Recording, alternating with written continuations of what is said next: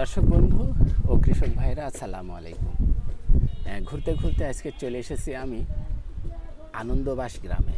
আপনারা নিশ্চয়ই দেখতে পাচ্ছেন আমার হাতে পেঁয়াজের ফুল।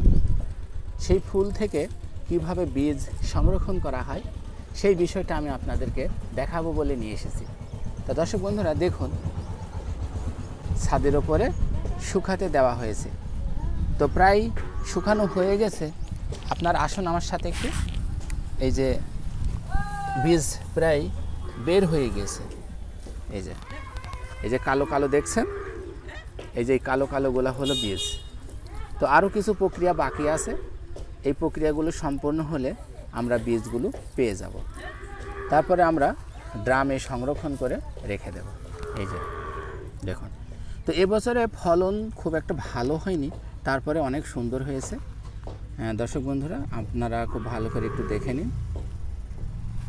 এই যে এবছরে আমাদের মেহেরপুরে আবহাওয়া ভালো না থাকার কারণে পেঁয়াজের ফুল পুড়ে গিয়েছিল, ফলন একটু কম হবে। দর্শক বন্ধুরা এই পাশে আসুন, আপনারা একটু দেখুন। এই যে এই পাশে যেগুলো দেখছেন এগুলো হলো কাঠি। এই যে ফুল থাকে, সেই ফুলগুলো আমরা ঠিক এইভাবে ছড়িয়ে ছড়িয়ে এই যেখানে রেখে দিয়েছিলাম। তো এগুলো সব ফুলের সেই মাথা, এগুলোতে আর কিছুই নাই, এগুলোতে আর কিছু নাই। তো এইভাবে আমরা ছড়িয়ে ছড়িয়ে এই যে এখানে রেখেছি। তো এই যে রোদে শুকাইতে দিয়েছি। তো আশা করা যায় 2-1 দিনের ভিতরে এই ফুলগুলো শুকিয়ে যাবে।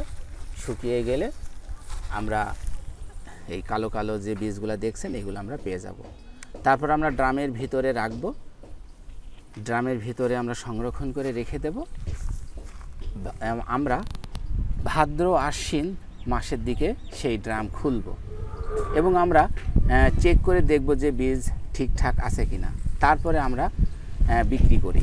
তা দর্শক বন্ধুরা, যদি আপনাদের এই সুখসাগর জাতের পেঁয়াজের বীজ প্রয়োজন হয় তাহলে আপনারা আমাদেরকে কল করতে পারেন, আমাদের সাথে যোগাযোগ করতে পারেন।